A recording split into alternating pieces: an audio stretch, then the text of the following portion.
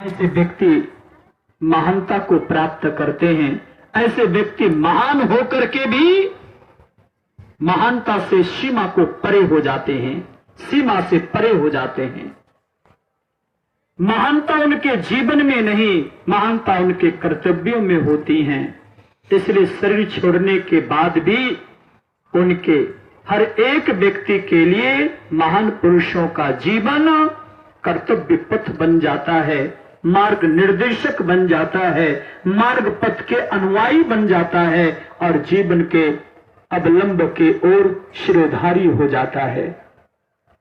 परमात्मा ने कृपा करके ये मानव का जीवन दिया, जैसा कि आप लोगों ने प्रस्तुत पाठ में सुना।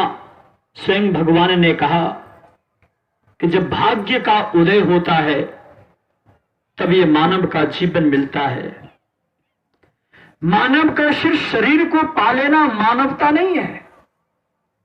मानव का शरीर है और मानवीय संस्कार नहीं हो, मानवीय गुण नहीं हो, मानवीय कर्म नहीं हो, मानवीय उद्देश्य नहीं हो तो कभी भी मानव मानव नहीं बन सकता। मानव का खोल होगा परंतु सोल नहीं होगा। मानवीय सोल को उत्पन्न करने के लिए मानवीय संस्कार को अर्जित करने की आवश्यकता है और मानवीय संस्कार जब अर्जित होता है तो संत लोग कहते हैं कि वे भगवान के सदैव प्यारे होते हैं, क्योंकि उनके लिए कोई रोने की आवश्यकता नहीं होती है। कबीर साहब ने क्या कहा? भक्त मरे क्यों रोइए, क्यों रोइए। भक्त के लिए रोने की आवश्यकता इसीलिए नहीं होती है क्योंकि भक्त मर करके भी मरे नहीं होते हैं, बल्कि मर करके भी अमर होते हैं। आज विचार करिए, कबीर साहब कब हुए? दादू दयाल, सूरदास, मीराबाई, साजोबाई, मुक्ताबाई, ज्ञानेश्वर, तुकाराम, वाल्मीकि कब के हुए?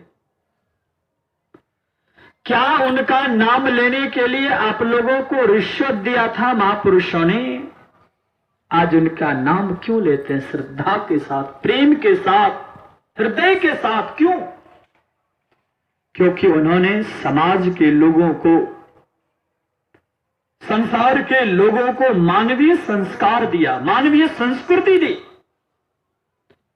जिस मानवीय संस्कार से हम अपने जीवन को सींचते हैं, अर्थात मानव बनकर के मरेंगे तभी न मानव का शरीर मिलेगा।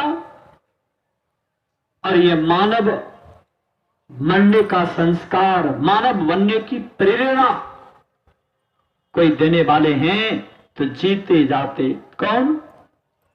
जागृत जिंदा सदगुरु जग में। जागृत जिंदा हैं और सदगुरु हैं जो मानवीय संस्कार जीवन में भरते हैं।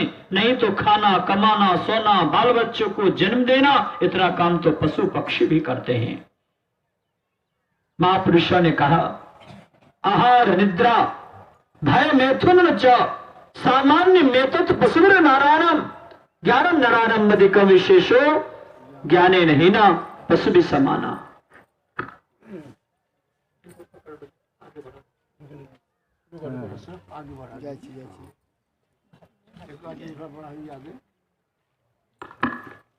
प्यार से बोली बोलते भगवान की जय।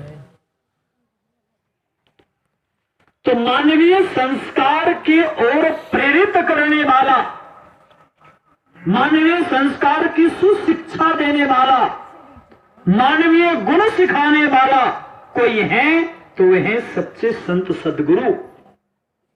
इसलिए क्यों महापुरुष लोग कहते हैं कि सदगुरु के शरण में चले जाओ, सदगुरु शरणम गच्छामि, सदगुरु के शरण में चले जाओ, क्योंकि सदगुरु ही एक ऐसे हैं जो सतपथ का राह दिखा करके, धर्म के अनुयायी बना करके, मानवीय संस्कार भर करके और बाह पकड़ करके मोक्ष के द्वार तक ले जाने वाले हैं। बाह पकड़ने का तात्पर्य क्या है? ये बाह सिर्फ ये शरीर का जो अंग है, ये बाह सो नहीं, बल्कि बिंदु और राह, बिंदु और नाद की उपासना। बिंदु राह से निकल बहादुर, ये ज्ञान बिंदु के राह को पकड़ाने वाला, ध्यान कराने वाले कोई हैं जिस ध्यान के युक्ति से हम मोक्ष को प्राप्त कर सकते हैं। ये ज्ञान बतलाने वाला ये परमात्मा का दोनों हाथ है, बिंदु और नाद। यही बिंदु और नाद की शिक्षा दे करके सतपथ का मार्ग दिखलाने वाले जीव को मोक्ष के भागी बना देते हैं, मोक्ष के कर्तव्य